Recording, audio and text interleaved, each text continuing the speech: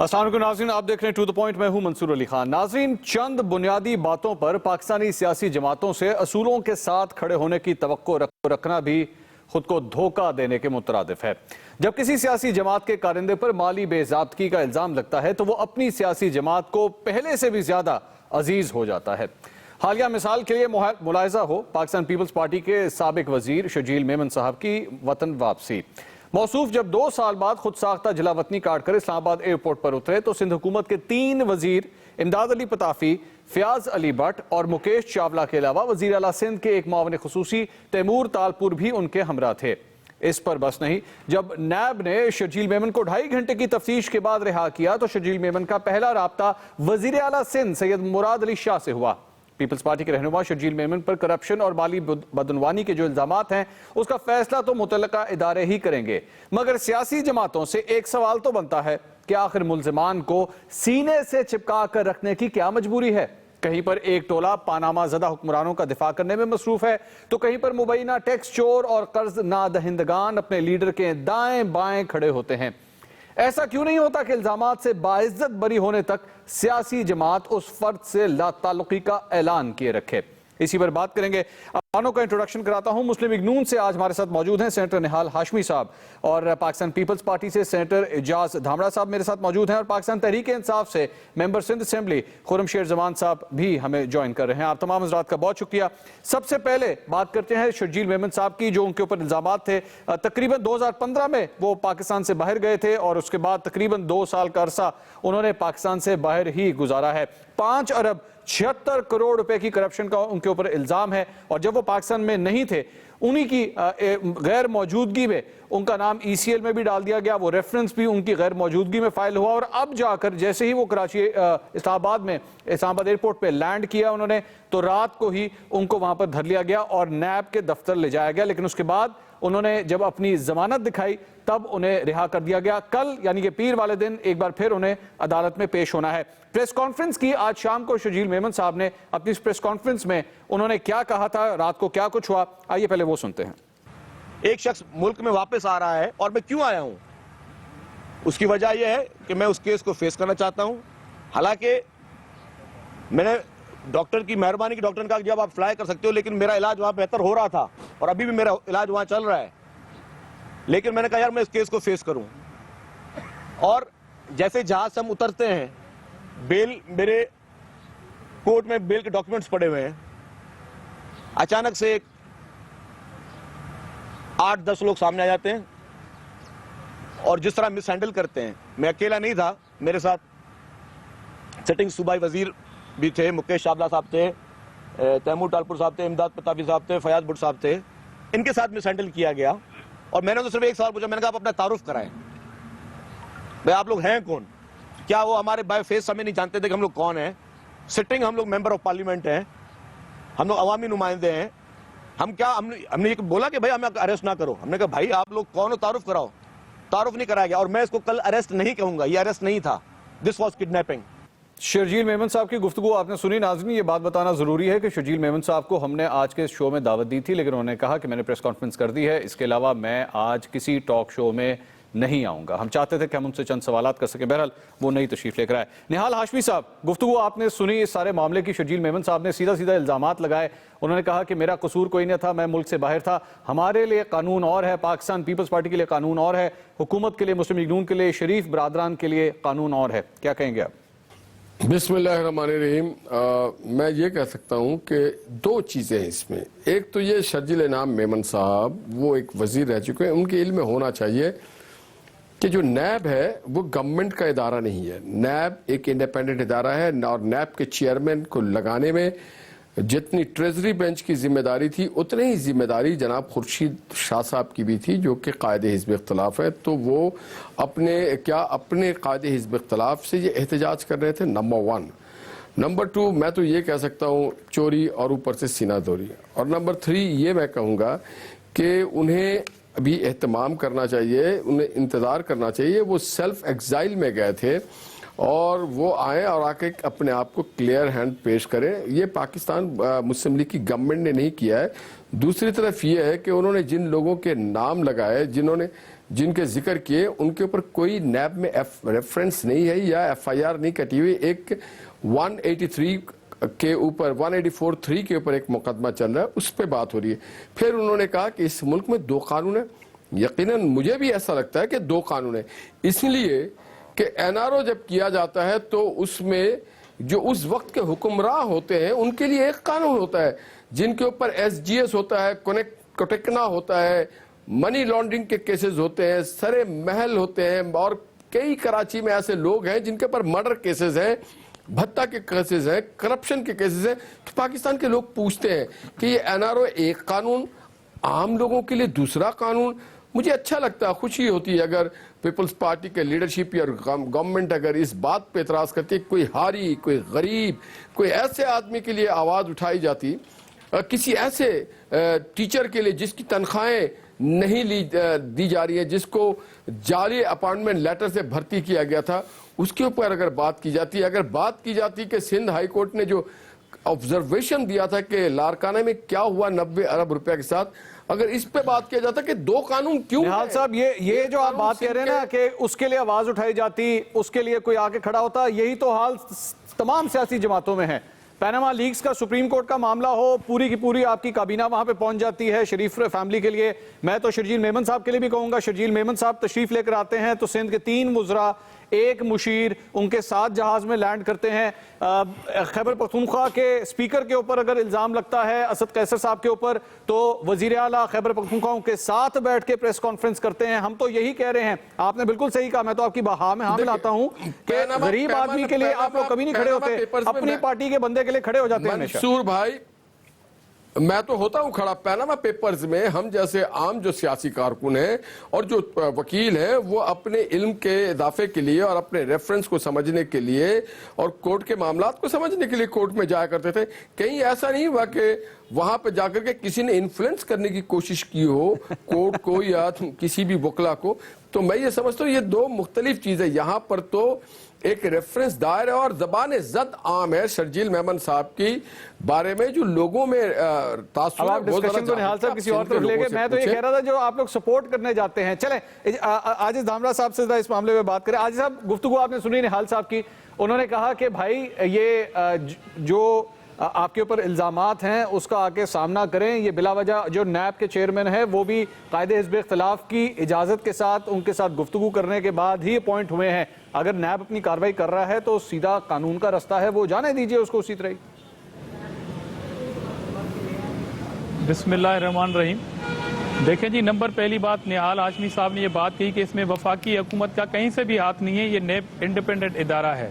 तो जनाब आली, अब तक की नैब की जो जितनी भी कार्रवाइयाँ हैं, ज़रा मुझे कोई बताए कि सिवाय सिंध में कोई मियाँ मंशा के हवाले से जो चर्चा आम है करप्शन के हवाले से, कभी उनके खिलाफ कोई रेफरेंस में इस तरह की कोई कार्रवाई हुई हो। और दूसरी बात कि एयरपोर्ट से नैब के अराकीन सादा लिबास में कैसे एयर जहाज तक पहुँचे हैं, क्या उसमें वफाकी हुकूमत की कहीं उसमें नज़र नहीं आती है इन्फ्लुएंस? वो वैसे ही पहुंचे, वैसे आजिज साहब वैसे वो वैसे ही पहुंचे हैं जिस तरह फारूक सत्तार साहब के पास चंद अफराद पहुंच गए थे और सिंध हुकूमत ने कहा कि हमने फारूक सत्तार साहब को गिरफ्तार नहीं किया है।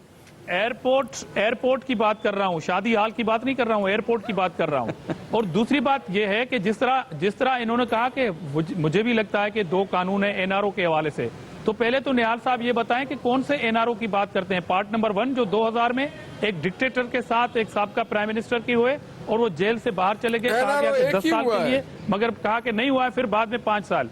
एनआरओ नंबर 1 और एनआरओ नंबर 2 फिर वो डिक्टेटर एनआरओ करके जब बाहर जाता है जिसके ऊपर गद्दारी का मुकदमा होता है, कहाँ गए वो इदारे, कहाँ गई वफाकी सरकार? तो कौन से एनआरओ पार्ट की बात कर रहे हैं, पहले ये वजाहत होनी चाहिए, क्योंकि पहले NRO between the general Musharraf और नवाज शरीफ, और फिर भी ऐसा ही हुआ कि नवाज शरीफ और जनरल मुशर्रफ के। अच्छा, एक मिनट नंबर की आजिज साहब, एक मिनट ठहरे, मैंने आपके लिए आजिज साहब एक मिनट हरिएगा, मैं आपसे सवाल करने लगा हूं, लेकिन आपके लिए खास तौर पे पाकिस्तान पीपल्स पार्टी के लिए मैंने एक बड़े मजे की चीज निकाल के रखी है। बड़ा मैंने इसको रिसर्च किया, बड़ा मैंने ढूंढा, मैंने कहा शर्जील मेमन साहब बड़े देर के बाद आ रहे, वैसे भाई हैं मेरे, आज सुबह मेरी उनसे फ़ोन पे भी बात हुई थी, लेकिन बड़े नहायत एहतराम के साथ जो अगली चीज़ मैं चलाने लगा हूँ वो पाकिस्तान पीपल्स पार्टी के लिए शायद थोड़ी सी एम्बैरेसिंग हो। नबील गबोल साहब जब पाकिस्तान पीपल्स पार्टी में नहीं थे और उनसे जब टॉक शोज के अंदर हम सवाल करते थे करप्शन के हवाले से, पाकिस्तान पीपल्स पार्टी में क्या करप्शन होती है या नहीं होती, तो शर्जील इनाम मेमन साहब का नाम कहीं से आ गया। और उसके बाद जब उनसे सवाल किया गया, नबील गबोल साहब ने क्या फरमाया, सुनिएगा जरा। शर्जील मेमन करप्ट है ना, ये करप्शन में इन्वॉल्व है या कुछ? करप्शन का बेताज बादशाह है वो। उसके पास महकमे ऐसे हैं कि वो जो है मेरे ख्याल में पीली टैक्सी में जो घूमता था डाइवू में, आज उसके पास ऐसी गाड़ियां, दुबई में उसकी होटल, उसके बंगले, क्या लोगों को नजर नहीं आ रहे हैं? सबको पता है, इंटेलिजेंस एजेंसीज को भी पता है। दुबई में उनके होटल है, पहले वो पीली टैक्सी में घूमते थे, और उसके बाद जब यही नबील गबोल साहब पाकिस्तान पीपल्स पार्टी में आ गए, और फिर मैंने जब उनसे ये सवाल किया कि जनाब वो गबूल साहब के बारे में आप क्या फरमाते थे, तो मेरे शो के अंदर गबूल साहब क्या जवाब दे रहे हैं, जरा सुनिएगा। क्या अभी भी आपकी नजर में वो करप्शन के बादशाह हैं? कोर्ट फैसला करेगा ना कि वो करप्शन जो चार्जेस उसके ऊपर लगाए हैं, मैंने लगाए या किसी ने भी लगाए हैं, वो सच्चे हैं या नहीं है, वो तो कोर्ट फैसला करेगा। मैं कौन हूं तो फैसला करने वाला। जी आजिज धामड़ा साहब, गुफ्तगू सुनिए आपके साथी पाकिस्तान पीपल्स पार्टी में नबील गबोल साहब, करप्शन के किंग से लेके कोर्ट तक का सफर उन्होंने किस तरह तय किया, क्या कहते हैं अब? मंसूर साहब, अच्छा हुआ कि आपने ये क्लिप जो सिलेक्ट की थी, इसमें सवाल भी है और उसमें जवाब भी है। वो शख्स जो इल्जाम लगा रहा है, वो शख्स कह रहा है कि कोर्ट फैसला करेगी और पाकिस्तान पीपल्स पार्टी में है। और जिस शख्स के लिए ये कहा जा रहा है कि वो करप्शन के बादशाह हैं, वो खुद पाकिस्तान में आ रहे हैं, वो खुद यहाँ पर मौजूद है। उनकी गैर मौजूदगी में पहले ACL में नाम आया और बाद में रेफरेंस दाखिल हुआ, वो तो खुद चल के आए। और दूसरी बात, जब आप ये क्लिप चला रहे हैं तो बेहतर होता कि आप राना मशहूद जो पंजाब काबीना के वजीर हैं, दामना साहब एक मिनट, दामना साहब अब ये नहीं करना, ये नहीं करना, दामना साहब ये नहीं करना, दामना साहब ये नहीं करना, प्लीज ये मत कीजिएगा। पहले ये आप लोगों की ना सियासतदानों की आदत होती है, शर्जील मेमन साहब ने भी आज यही किया कि जब सवाल उनसे कर रहे होते हैं तो इल्जाम साथ वाली जमात पे लगाते थे कि जनाब आप नून की तरफ भी देखिए, आप PTI की तरफ भी देखिए, जनाब आप पहले पाकिस्तान पीपल्स पार्टी का तो जवाब दे दे। वही नबील गबोल साहब, सुन मैं आपसे कर रहा हूँ, नबील गबोल साहब पीपल्स पार्टी से बाहर होते हैं तो कहते हैं करप्शन का किंग है, पीपल्स पार्टी में आ जाते हैं तो कहते हैं, वो पीपल्स पार्टी में आ जाते हैं तो कहते हैं जनाब कोर्ट में जाए ना, कोर्ट में करेंगे। तो पहले भाई इल्जाम क्यों लगाया था? मैं आपसे सवाल ले रहा हूँ, तो गलत कौन हुआ? मुझ पे अगर कोई शख्स इल्जाम लगाए तो मैं गलत हो गया? इल्जाम लगाने वाला शख्स खुद मुझे ज्वाइन कर रहा है, तो आपके इस क्लिप में सवालों के जवाब तो वो खुद दे रहे हैं नबील गबोल साहब, तो इस पे ज्यादा तबसरा में क्या कर सकता हूं? वो तो खुद जवाब दे रहे हैं। मगर मैं कह रहा हूं कि जब आप नबील गबोल के हवाले से बात कर रहे हैं तो राना मशहूद की बात इसलिए की, अगर आप इजाजत नहीं देते तो चलो मैं तबसरा नहीं करता, चलो पीपल्स पार्टी पे तबसरा कर लेते हैं। जिस शख्स ने इल्जाम लगाया उन्होंने ज्वाइन कर दिए, और उससे आप पूछ सकते हैं कि वो कह रहा है कि कोर्ट ही तो वाहिद जरिया है ना, कोर्ट को फेस करने वो आ रहा है ना, कोर्ट को फेस करने के लिए उस शख्स को आप गिरफ्तार करते हैं जिसकी जमानत होती है, जो बेल पे है। वो एयरपोर्ट पे आप तजलील करते हैं, 4 वुज़रा की, सूबाई वुज़रा की तजलील करते हैं, उस MPA की तजलील करते हैं, 2.5 घंटे में आप छोड़ते हैं, क्यों छोड़ते हैं? अच्छा ठीक है, मैं ये बड़ा अच्छा आपने मुझे पॉइंट दिया, आपने आज साहब बड़ा अच्छा चाहिए, माजरत, बिल्कुल माजरत करनी चाहिए जनाब। जुर्रत किस तरह हुई कि वहां पे वजीर आए हुए थे और किस तरह जुर्रत हुई कि किसी ने उनका रास्ता रोका या उनके बीच में से शर्जील मेमन साहब को उठा के ले गए? बिल्कुल माजरत करनी चाहिए। तौहीन अदालत की बात कर रहा हूं, आप करें, बिल्कुल तौहीन की बात कर रहा हूं, बिल्कुल कोई केस कीजिएगा जाके। साहब अगर एक बंदे को आप गिरफ्तार करने आ रहे हैं, आप 4 बंदों की तजलील नहीं कर सकते, इसकी इजाजत नहीं दी जा सकती। अच्छा ठीक है, मैं आता हूं, क्योंकि उनका ताल्लुक पीपल्स पार्टी से है या सिंध से, आप उनकी तजलील करें। मैं आजिज साहब, ये अब यही बात है ना कि आप लोग सिंध की तरफ और पीपल्स पार्टी की तरफ ले जाते हैं। आपने अच्छी बात की कि एक आम आदमी जब उसको जहाज से निकाला जाता है उसकी तजलील क्या नहीं होती, उसके लिए तो कभी आवाज बुलंद नहीं हुई। लेकिन आज शर्जील मेमन जब पाकिस्तान वापस आ रहे थे, आपने वुज़रा की एक फौज उनके साथ भेजी कि जाएं जनाब, इनको इस्लामाबाद लेके जाएं और इनको एक शाही इनका वेलकम वहां पर होना चाहिए। मैं आता हूं, मैं मजीद इस पर बात करूंगा। खुरान साहब हमारे साथ मौजूद है। पाकिस्तान तहरीक इंसाफ की जानिब से भी एक प्रेस कॉन्फ्रेंस की गई और उस पर वजीर आला खैबर पख्तूनख्वा उनके साथ खड़े हुए और उन्होंने कहा कि असद कैसर साहब के ऊपर जो इल्जामात लगाए गए हैं वो गलत हैं। आखिर तमाम सियासतदानों के लिए ही इतनी बैकिंग क्यों होती है, कभी किसी आम आदमी के लिए भी जनाब मैदान में उतर आया कीजिए। बात करते हैं एक ब्रेक के बाद, हमारे साथ रहिएगा। नाज़रीन, welcome back to the point में एक बार फिर आपको खुशामदीद कहेंगे। गुफ्तगू कर रहे हैं शर्जील इनाम मेमन साहब की वतन वापसी हुई है, गिरफ्तार किया गया लेकिन उसके बाद उन्हें छोड़ दिया गया। इस पर मजीद बात करेंगे। पाकिस्तान तहरीक इंसाफ के रहनुमा खुर्रम शेरजमान साहब हमारे साथ मौजूद हैं। खुर्रम साहब, ये गुफ्तगू आपने सुनी आजिज साहब की, उन्होंने कहा कि कानून का रास्ता है, हम पूरी तरह उसके पीछे हैं, लेकिन पाकिस्तान पीपल्स पार्टी को टारगेट किया जाता है, सिंध को ही टारगेट किया जाता है, नैब पंजाब में तो हमें काफी लगता है कि वहां पर किसी किस्म की करप्शन है ही नहीं। शरीफ फैमिली जो है वो बिल्कुल दायरा कार से बाहर है। तमाम तरफ फोकस सिर्फ हमारे ऊपर है, पीपल्स पार्टी पे है या शर्जील मेमन साहब के ऊपर है। कोई वजन लगता है उनकी बात में? नहीं, देखिए, सबसे पहली बात तो ये है कि क्या आपकी नैब जो है वो संजीदा है या नहीं है। आपकी नैब तो बिल्कुल भी संजीदा नहीं है करप्शन को ख़त्म करने के लिए। अच्छा, दूसरी बात रही पाकिस्तान पीपल्स पार्टी की, तो इनके अंदर ये नज़र आ रहा है कि जो करप्ट लोग हैं उनके ये सहूलतकार बने हुए हैं, उनको बचाने की कोशिश कर रहे हैं। देखें, एक टाइम, एक पीरियड ऐसा आता है कि मैं समझता हूँ कि जमात अपनी इज़्ज़त को बचाने के लिए भी कम से कम किसी कोई ऐसे इकदाम उनको उठाने चाहिए कि अगर एक शख्स के ऊपर अरबों रुपए के इल्ज़ाम है। देखिए, ये अरबों रुपए किसके हैं? ये अरबों रुपए आपके, हमारे हैं, जो हमारे टैक्स पेयर्स के पैसों से पैसा काटा जाता है। अब ये साहब जो हैं 2015 में जो है पाकिस्तान से भाग गए थे, अंदाज़न कोई 2-2.5 साल इन्होंने जो है दुबई में अपना वक्त गुजारा। मेरा ये सवाल है कि नैब उस वक्त तक क्या कर रही थी? क्यों नहीं इंटरपोल के जरिए इनको अरेस्ट करवाया? क्यों नहीं वहाँ पे पुलिस को भेजा गया? इनको यहाँ पे बुला के इनके खिलाफ जो है तहकीकात कराई गई। सवाल असल में ये है कि देखें, सिंध असम्बली के अंदर भी हमने एक दफ़ा नहीं, पिछले 2 साल के अंदर बेशुमार मेरे केस उठाए, लेकिन वहाँ पर ये मामला थे कि बात करने नहीं देते। ऑडिटर जनरल ऑफ पाकिस्तान ने भी डिस्क्लोज किया है कि अरबों रुपए की इरेगुलरिटीज़ हैं, अरबों रुपए की वायलेशंस हैं, ठेके दिए गए हैं बगैर टेंडर करे। लेकिन खुर्रम साहब, प्रॉब्लम पता है क्या है? मैं आप ही से सवाल करूंगा खुर्रम साहब। प्रॉब्लम ये है कि जब भी किसी सियासतदान के ऊपर, जब भी किसी सियासी पार्टी के ऊपर इस हवाले से एहतसाब का अमल शुरू होता है, तो सबसे पहले यही ऐलान सामने आता है कि जनाब हमें टारगेट किया जा रहा है, हमें बिला वजह बदनाम करने की कोशिश की जा रही है। वेस्टर्न डेमोक्रेसीज के अंदर, यहाँ तक कि हमारे अपने मजहब के अंदर भी हमें यह सिखाया गया है कि अगर किसी शख्स के ऊपर इल्जाम लगे तो उसको चाहिए अपनी कुर्सी छोड़ दे। लेकिन हमारे मुल्क में ये एक सिस्टम राइज है कि नहीं जनाब, पूरी की पूरी पार्टी इकट्ठी हो जाती है अपने उस बंदे को डिफेंड करने के लिए कि नहीं जनाब, ये तो करप्ट हो ही नहीं सकता, ये क्यों अपनी सीट छोड़े। पाकिस्तान तहरीक-ए-इंसाफ भी दूर नहीं है। असद कैसर साहब की एग्जाम्पल आपके सामने है। इस वक्त उनके खिलाफ एक कंप्लेंट आई हुई है, लेकिन वजीर आला खैबर पख्तूनख्वा उनके साथ खड़े होकर प्रेस कॉन्फ्रेंस करते हैं। हमारा ये स्टैंड है कि इदारों को हमने मजबूत करना है। अगर कोई शख्स है जिसके ऊपर सवालिया निशान है कि उसने करप्शन करी है, तो नैब अपना काम करे ना। अगर नैब के इदारे को जब इतना तबाह कर दिया गया है कि उसके अंदर वो इतनी हिम्मत नहीं है, ना वो वज़ीर आज़म के खिलाफ कोई बात कर सकता है, ना वो किसी मिनिस्टर के खिलाफ कर सकता है, तो फिर आगे सियासतदान क्या करेंगे? देखें, तहरीक-ए-इंसाफ ये नहीं कहती है, हम कहते हैं अगर हमारे अंदर अगर कोई ऐसा शख्स है, अगर उसने करप्शन किया, तो नैब एक इदारा है जिसको हमने मजबूत करना है, उसने सारे एक्शन लेने। अगर हम इदारों को तबाह कर देंगे तो इदारे क्या करेंगे? आप अंदाज़ा लगाएं कि शर्जील मेमन साहब को जो है प्रोटोकॉल देने के लिए 4 मिनिस्टर्स खास तौर पे यहाँ से फ्लाई करके दुबई गए हैं, एक एडवाइज़र साथ गया है और ख़ास तौर पे उनको प्रोटोकॉल देकर यहाँ पे लेकर आया गया है। अब ये एक जमात जो है वो क्या मैसेज दे रही है? यहाँ पे जो दूसरे साहब हैं डॉक्टर आसिम, अच्छा, उनके ऊपर जब इतने सारे इल्जाम हैं, जनाब आला उनको कराची का जो है अभी लाना नहीं चाह रहा था, लेकिन चूंकि आपने कहा कि देखें प्रोटोकॉल दिया जा रहा है, उसकी हिफाजत की जाती है। इमरान खान साहब से मैंने जहांगीर खान तरीन साहब और अलीम खान साहब के एक इंटरव्यू के अंदर सवाल किया था इसी हवाले से कि जनाब उनके ऊपर भी इल्जामात हैं। इस पे खान साहब ने क्या कहा था, जरा सुनिएगा एक दफा।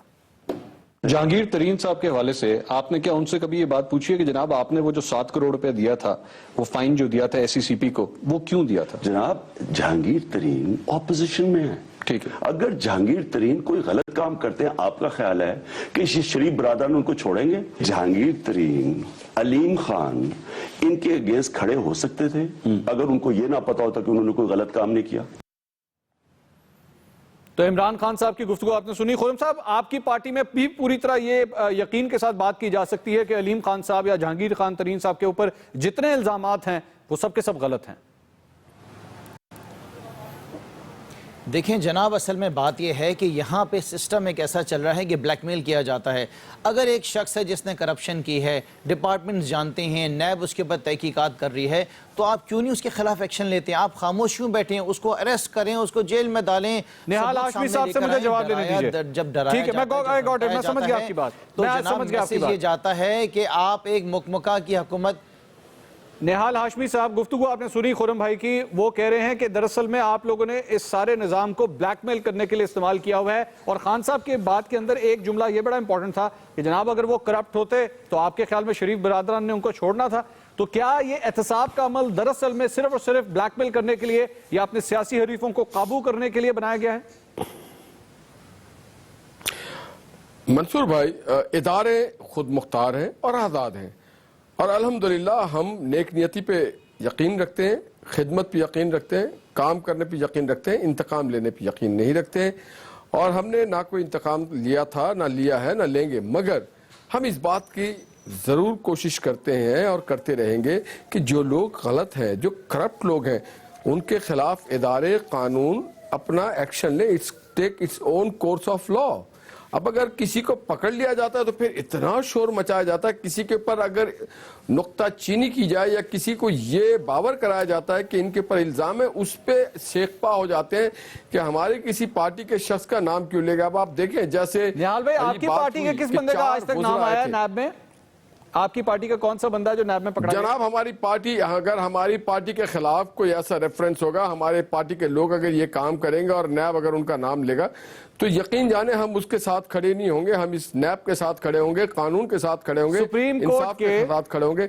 कल जिस तरह से सुप्रीम कोर्ट के बेंच में पैनामा लीक्स के अंदर निहाल भाई सुन लीजिए, निहाल भाई सुन लें, पैनामा लीक्स के हवाले से सुप्रीम कोर्ट में चेयरमैन नैब के हवाले से, नैब की कारकर्दगी के हवाले से जो कमेंट्स दिए गए हैं, जिस किस्म के रिमार्क्स दिए गए हैं, उससे यकीन कीजिए कि शर्म आती है कि नैब जैसा इदारा हमारे यहाँ किस किस्म का काम कर रहा है। आप जानते हैं वो कमेंट्स क्या थे, वो किस किस्म के रिमार्क्स दिए गए बेंच की जानिब से? जी, मैंने देखा, सुना, मैं वहां पे था। अब यकीनन आइडियल निज़ाम नहीं है इस मुल्क में और इदारे आइडियली काम नहीं कर रहे, मगर अगर सियासी लोगों का काम होता है कि लोगों को सही राह दिखाए। कल जिस तरह से अभी मेरे भाई धामरा साहब ने कहा कि 4 वजीरों के साथ ज्यादती की गई है, 4 वजीरों ने पाकिस्तान के कानून के साथ ज्यादती की है।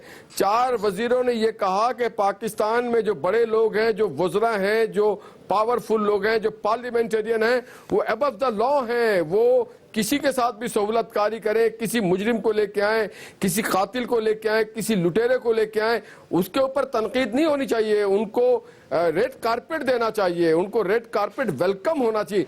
ये पाकिस्तान के लोग देखते हैं और ये इंतहाई तकलीफदेह अमल है। हमें चाहिए कि हम अपने माशरे को हम ये नहीं कह रहे कि हम फरिश्तों की जमात है, हम में भी अगर कोई गलती कोताही होगी, मगर एक बात बता दूं, पाकिस्तान मुस्लिम लीग किसी करप्ट आदमी के साथ ना खड़ी थी, ना है और ना खड़ी होगी। मेरे भाई क्या कह रहे हैं? आखिरी बात क्या कही आपने? बात की उन्होंने, आखिरी बात क्या कही आपने? मुस्लिम लीग नून ना किसी करप्ट आदमी के साथ खड़ी थी, ना है, ना होगी। मैं ब्रेक ले लूं इस बात के ऊपर, आपने बड़ी इंपॉर्टेंट बात की, मुझे एक ब्रेक चाहिए इस बात के ऊपर। नाज़रीन, मुस्लिम लीग नून के रहनुमा की गुफ्तगू आपने सुनी, उन्होंने कहा कि ना किसी सूरत किसी करप्ट आदमी के साथ खड़ी होगी और ये सोचा भी नहीं जा सकता कि उनकी जमात के अंदर करप्शन को बर्दाश्त किया जाएगा। सेनेटर आजिज धामड़ा साहब पीपल्स पार्टी से जिनका ताल्लुक है, उनके हवाले से भी चंद उन्होंने सवालात रखे हैं कि रेड कार्पेट रिसेप्शन दिया जाता है ऐसे लोगों को जिनके ऊपर इल्जामात हैं। जवाब का मौका देंगे उन्हें एक ब्रेक के बाद, हमारे साथ रहिएगा।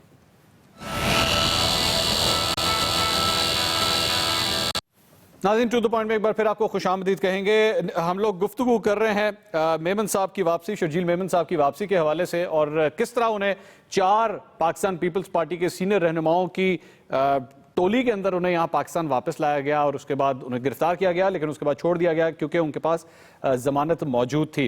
आजिज धामड़ा साहब, जो प्रेस कॉन्फ्रेंस की गई आज शर्जील मेमन साहब की जानिब से, उसमें उन्होंने नैब के हवाले से क्या कहा था और उसके अंदर मैं चंद एडिशंस करके भी आपसे सवाल करता हूं, जरा सुनिएगा कि नैब की कारकर्दगी के हवाले से उन्होंने आज क्या कहा था। तो सिर्फ सिंध के लिए बनी है, नैब अगर बनी है तो सिर्फ पीपल्स पार्टी के लिए बनी है। 2 कानून क्यों है? मैं सिर्फ ये सवाल पूछता हूं। ओपनली सुप्रीम कोर्ट में पनामा के केस में चेयरमैन नैब साहब कह फरमाते हैं कि जी मैं मनी लॉन्ड्रिंग केस को रीओपन नहीं करूंगा, मैं इस पे अपील नहीं दाखिल करूंगा। तो इसे क्या मैसेजेस जा रही है? इसको मैं विक्टिमाइजेशन ना कहूं तो और क्या कहूं? ये इंसाफ है? अगर ईसीएल आपने किसी कानून के तहत किया है तो जिन जिन लोगों के खिलाफ इंक्वायरी या रेफरेंस चल रहे हैं, आप सबके नाम डाल दें ईसीएल में। तो अगर है चेयरमैन में इतनी करेज तो डाले नाम प्राइम मिनिस्टर का। अगर पनामा केस में पूरी प्राइम मिनिस्टर की फैमिली है तो सबके नाम ईसीएल में डाले जाएं। क्यों नहीं डालते? और मैं दोबारा कह रहा हूं, उस वक्त ना मेरे खिलाफ कोई रेफरेंस, ना कोई नोटिस, ना कोई इंक्वायरी, ना कोई इन्वेस्टिगेशन, और मैं मुल्क में नहीं हूं। और अगर आपको मुझे पकड़ना था तो आपको तो ईसीएल में नाम नहीं डालना चाहिए था। आप चाहते कि भाई ठीक है, ये आए पाकिस्तान में, इसको हम डॉज में रखें और फिर उसको गिरफ्तार करें या फिर इसका नाम हम ईसीएल में डालें। शर्जील मेमन साहब की गुफ्तगू आपने सुनी। आजिज धामड़ा साहब, इस सारी बात के अंदर एक पर्टिकुलर जुमला था जिसने मुझे काफी तकलीफ दी और वो थी सिंध के हवाले से। जब आप लोगों के खिलाफ किसी किस्म का कोई एक्शन होता है तो ये क्यों आप लोग इस किस्म का इंप्रेशन देते हैं कि सिर्फ सिंध के साथ ये हो रहा है, सिर्फ पाकिस्तान पीपल्स पार्टी के साथ हो रहा है? ये सिंध कार्ड कब तक इस्तेमाल होगा? देखिए मंसूर साहब, शर्जील इनाम मेमन साहब की बातें बड़ी वैलिड थी, मैं इसको इंडोर्स करता हूं और मेरे ख्याल में मैं खुद ये सजेस्ट करता हूं कि अभी कौमी एहतसाब ब्यूरो का नाम सिंध इंतकामी ब्यूरो रख दिया जाए तो बेहतर है, क्योंकि उन्होंने अपने अमल से ये प्रूव किया है, अमल से। दूसरी बात है, मेरे दोनों भाइयों ने जो की अभी तबसरे में, मैं पीटीआई पे तबसरा पहले उनका जवाब दूं कि वो करप्शन के खिलाफ बड़ी बातें करते हैं। पीटीआई के लिए मशहूर है कि झूठ को इतना आप सच बोलें कि वो झूठ सच नजर आए आपको। ये करप्शन के खिलाफ बातें करते हैं। जनाब आला, आपने एहतसाब कमीशन बनाई थी खैबर पख्तूनख्वा में, उसके चीफ के साथ क्या हालत की आपने उस कमीशन के सरबराह को? वो रिजाइन देने पे मजबूर हुआ। धामरा भाई, ये फिर आप वही काम कर रहे हैं। मैंने जो आपसे सवाल किया, पहले उसका जवाब नहीं, आप पहले उसका जवाब दे दीजिए, फिर इन पे तनकीद कर लीजिएगा। आपको मैं पूरा टाइम दूंगा, आप इन पे बाद में तनकीद कर लीजिएगा। पहले मुझे बताएं, ये सिंध कार्ड क्यों इस्तेमाल होता है बार बार? आप सिंध के हवाले से क्यों ये बात करते हैं? आप जानते हैं कि ये सुबाहियत को बिला वजह हवा देने वाली बात है। मैं कह रहा हूं कि नेब ने मुसलसल अपने अमल से ये प्रूफ किया है, नेब ने अपने अमल से प्रूफ किया कि हम ये बात कह रहे हैं और मैं इंडोर्स कर रहा हूं उस मौकूफ की। आपके सवाल का जवाब ये हो गया। दूसरी तरफ में जो पीटीआई ने मुझ पे सवाल किए, जारिये में जवाब दूंगा। एक तो उन्होंने एहतसाब कमीशन बनाया, इनकी अपनी पार्टी के एमपीएज एमएनएज इनके चीफ मिनिस्टर के खिलाफ इल्जामात लगा रहे थे। क्या किया उन्होंने? इंट्रा पार्टी कोई उन्होंने ऐसा एहतसाब किया उनका चीफ मिनिस्टर के साथ? और जिस पार्टी के अपने ओहदे पैसों पे बिके, इनका अपना चीफ इलेक्शन कमिश्नर इल्जाम लगाए, उसको आप बाहर निकाल दें क्रेडिबल साबिक जस्टिस साहब वजीउद्दीन साहब को, तो आप किस तरह दूसरों के ऊपर ये इल्जामात लगाते हैं? इसलिए आप झूठ को सच इतना बोलते हैं कि लोगों को ये नजर आए कि सच बोल रहे हैं। आप अपने ऊपर लगाए गए इल्जामात का जवाब दें तो बेहतर है। जहां तक निहाल हाशमी साहब की बात है कि वुज़रा ने जो है वो बड़ी तो ज्यादती की है कानून के साथ, तो पानामा लीक जो है वो शरीफ फैमिली के खिलाफ थी, वो कैबिनेट के खिलाफ नहीं थी। तमाम वुज़रा सेनेट और कौमी असेंबली के बजाय वो डेली पेश होते थे सुप्रीम कोर्ट में और जवाब देते थे। क्या सारे वजीरों के खिलाफ पानामा केस था? क्यों वुज़रा वहां कैबिनेट वहां जाती थी और जवाब देती थी शरीफ फैमिली के हवाले से? और दूसरी बात निहाल भाई, आप बीबीसी एक क्रेडिबल इदारा है, उनमें एक रिपोर्ट छपी है कि 10 टॉप करप्ट तरीन जो हुकूमत और पार्टी के नाम आए हैं, उसमें टॉप ऑफ लिस्ट जो है वो पीएमएल-एन का नाम है। ये पीपुल्स पार्टी का कोई इदारा नहीं है, ये पीपुल्स पार्टी की पॉइंट स्कोरिंग नहीं है। जरा उस पर भी तबसरा करें और नजर दौड़ाएं तो आपको फर्क नजर आ जाएगा इल्जामात में और हकीकत में। खुर्रम शेर जमान साहब, ये गुफ्तगू सारी आपने सुनी। मुझे ये इसी बात का तो अफसोस होता है, मैं इस वक्त ये जितने लोग भी हमारा ये प्रोग्राम देख रहे होंगे वो कहेंगे भाई वही तुमने काम शुरू कर दिया, सारी जमातें एक दूसरे के ऊपर कीचड़ उछाल रही हैं, वो उसकी बुराइयां निकाल रहा है, वो उसकी बुराइयां निकाल रहा है, जो अपने पे इल्जामात हैं उसका कोई जवाब नहीं देता। नहीं मंसूर साहब, उसका मकसद खुर्रम साहब से जरा जवाब दे दो। ठीक है, आपका राइट है, आप जवाब दीजिएगा। खुर्रम साहब जरा जवाब दे दो। जी खुर्रम भाई, बात असल में ये है कि देखें सिंध के अंदर जो हालात चल रहे हैं, ये धामरा साहब बहुत अच्छी तरह जानते हैं कि सूबे सिंध के अंदर जो है वो दहशत गर्दी से ज़्यादा जो है वो करप्शन का मामला हो गया है। माशी दहशत गर्दी उस सतह तक पहुंच चुकी है कि नजर आता है कि वापसी का रास्ता भी बंद हो गया है। और इसका धामरा साहब, आप जब बात कर रहे थे तो मैं खामोश था, मैंने आपकी बात अच्छी तरीके से सुनी। आप भी जरा हिम्मत रखें, बर्दाश्त रखें, और हमारे मिनिस्टर्स जाके प्रोटोकॉल नहीं देते हैं। आप सर मेरी बात सुने, देखें ये जो 5 अरब रुपए का जो करप्शन का मामला है, ये कोई छोटा मोटा मामला नहीं है। आप नहीं देखें, ये तरीका थोड़ी, अगर आपके ऊपर कोई इल्ज़ाम लगा हुआ है अरबों रुपए की करप्शन का, आपके ऊपर अगर इल्ज़ाम है, इसका मतलब है जब आपसे सवाल किया जाए तो आप ये बोलेंगे नहीं उसके खिलाफ क्यों नहीं तहकीकात क्यों नहीं हुई है, सिंध को क्यों टारगेट किया जा रहा है। ये जबानों पे मत खेलें, ये आपस के अंदर नफरतें ना पैदा करें। अगर आपके दरमियान कोई एक ऐसा शख्स है, जब आप मेरे ऊपर सवाल करेंगे तो मैं आप सवाल करूंगा आपसे कि आपके इंटरप्ट इलेक्शन में आपके ऊपर ओहदों के पैसों के इल्जाम लगे। या तो धामरा साहब का माइक बंद करें आप, या खाली इनसे बात कर लें। आपके अपने इस तरह, यही तो कह रहा हूं कि आपने सुनने की बर्दाश्त नहीं है, हिम्मत नहीं है कि आपके अपने जी आप इतना तो समझें कि जब 2 बात कर रहे होते हैं तो आपने बीच में नहीं बोलना है। मेरे ख्याल से इनका नहीं मैं याद दिला रहा हूं। देखिए ये तो आप अपनी जो है ना अपनी कारकर्दगी छुपाने के लिए कर रहे हैं, जो आपके ऊपर करप्शन के इल्जामात हैं, आप चाहते हैं कि उसके बारे में कोई बात ना करें। कौन सी दुनिया की ऐसी इंसान है जो ये कह देते? आप सब कुछ छोड़ें, जाके अपना सर्वे तो निकालें, आपका सर्वे क्या है। देखें सूबे सिंध के अंदर अस्पतालों के क्या हालात हैं, सैनिटेशन के क्या हालात हैं, पीने के पानी के क्या हालात हैं, तालीम के क्या हालात हैं, ये सब रिलेटेड हैं ये सारी करप्शन से। ये इन चीज़ों से आप बच नहीं सकते हैं। ये तो हम सलाम करते हैं मीडिया को, हम सलाम करते हैं साफियों को, इन सारे चैनल्स को कि जिन्होंने आप लोगों को एक्सपोज किया है। अरे हमारा तो हमारा तो इत्साब हो रहा है। आप बात सुनने की तो बर्दाश्त रखें। मेरे ख्याल से आप खाली इन्हीं से बात करें, इनसे बात करें। आप इन्हीं से बात करें, इन्होंने बैठ के खाली बातें करनी, दूसरे की सुनने की बर्दाश्त नहीं है। अभी आप मुझे बताएं इन चीजों से बचेंगे कैसे आप? सूबे सिंध के अंदर 14 डिस्ट्रिक्ट हैं जिसके अंदर पीने का पानी जो है ना वो साफ सुथरा नहीं है। थर के अंदर आज तक धामरा साहब बच्चे मर रहे हैं। आप लोग शर्म करें क्यों हो रहे? ये हमारा पैसा है, ये आपका पैसा थोड़ी है। इसको लूट लूट के बर्बाद कर दिए सूबे को आपने। आप बातें करते हैं चाइना तो जाके आप सफाई के कचरा उठाने के लिए तो आप चाइना गए, क्या बातें करते हैं आप धामरा साहब? आप लोग इस पोजीशन में नहीं है कि आवाम के सामने चेहरा दिखा सकें अपना। आप 14 डिस्ट्रिक्ट के नाम बताएं जनाब। मेरा काम है 14 डिस्ट्रिक्ट के, कराची के 6 डिस्ट्रिक्ट हैं आपके। ये सुप्रीम कोर्ट बता रही है, मैं नहीं बता रहा हूँ। ये तहरीक इंसाफ नहीं बता रही है आपके हालात, ये सुप्रीम कोर्ट बता रही है कि 14 डिस्ट्रिक्ट के अंदर पीने का पानी काबिल नहीं है। मैं आपको डिस्ट्रिक्ट बताऊं, कराची के 6 बता देता हूँ आपको, जितने भी उनका भी यही हाल है। आपके जो स्कूल्स हैं वो औताके बनी हुई हैं आपकी जागीरदारों की। ये बताऊं थर के अंदर बच्चे आज भी मर रहे हैं। धामरा साहब क्या बातें करते हैं आप? सिंध असेंबली का क्या हाल है? अरबों रुपए की बनाई है आपने, करोड़ों रुपए खर्च करके एमपीएस के लिए 5 स्टार रेजिडेंसी बना रहे हैं आप लोगों को इतना भी नहीं एहसास है। और लोग यहाँ पे मर रहे हैं, क्या बातें करते हैं? रेंजर्स को आज तक आपने जाने नहीं दिया कि जाके वहां पे आपके खिलाफ कोई एक्शन ले सके।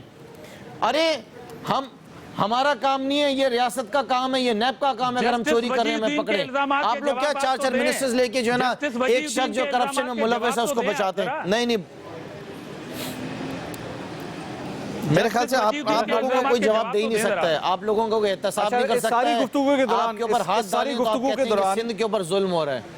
इस सारी गुफ्तगू के दौरान आजिज धामरा साहब, शमशेर जमान साहब, आपने नोट किया कि निहाल हाशमी साहब चुप करके कितना एंजॉय कर रहे थे। उनकी शक्ल के ऊपर एक मुस्कुराहट थी, इत्मीनान था। वो कह रहे थे ठीक है यही तो हम चाहते हैं, ये लड़ते रहे आपस में, पनामा को किसी तरह भूल जाएं। लेकिन हम बैठे हैं निहाल हाशमी साहब को। सर ये लड़ाई नहीं है, देखें सर ये लड़ाई नहीं है। हमने ये एहसास दिलाना है इदारों को कि निहाल हाशमी साहब के लिए ये लड़ाई थोड़ी है, ये हकीकत है। निहाल हाशमी साहब के लिए मैं यहाँ पे बैठा हूँ, मैं उनके लिए सामने चंद सवालात रखूंगा। एक छोटे से, नाजरीन हमारे साथ रहिएगा।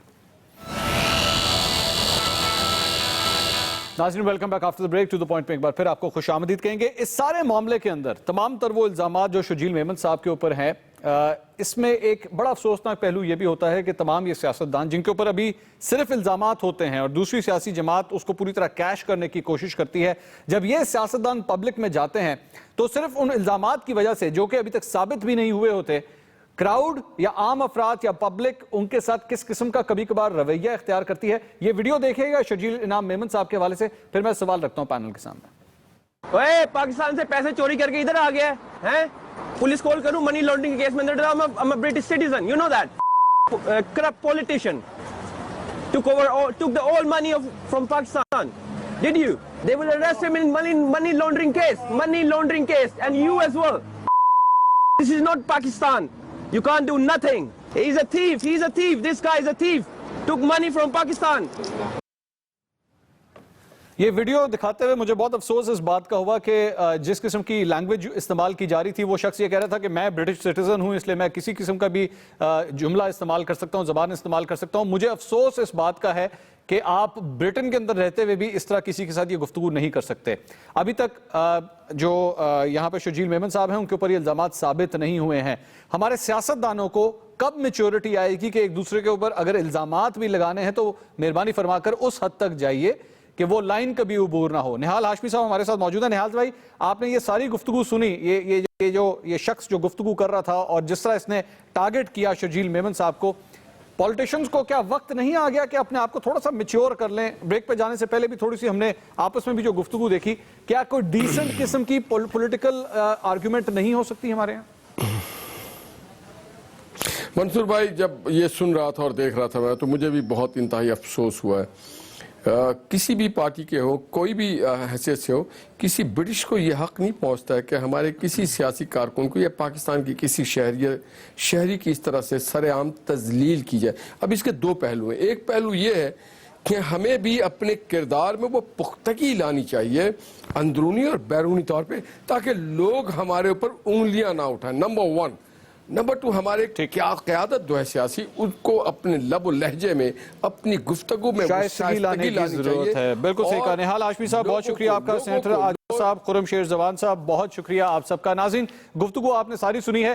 पाकिस्तान पीपल्स पार्टी हो या कोई भी सियासी जमात हो, जरूरत इस बात की है कि अगर किसी शख्स के ऊपर इल्जाम लगे तो उसको कम से कम साइडलाइन कर दीजिए, उसे उन इल्जामात का सामना करने दीजिए, और अगर इल्जामात सही साबित नहीं होते तो उतना ही ढोल धमका करके वापस लेकर आइए पार्टी में। लेकिन खुदारा पूरी सियासी जमात किसी एक शख्स के पीछे इस तरह मत खड़ी कर दी जाए कि उसके बगैर कोई पार्टी चल नहीं सकती। ये जमहूरियत नहीं है।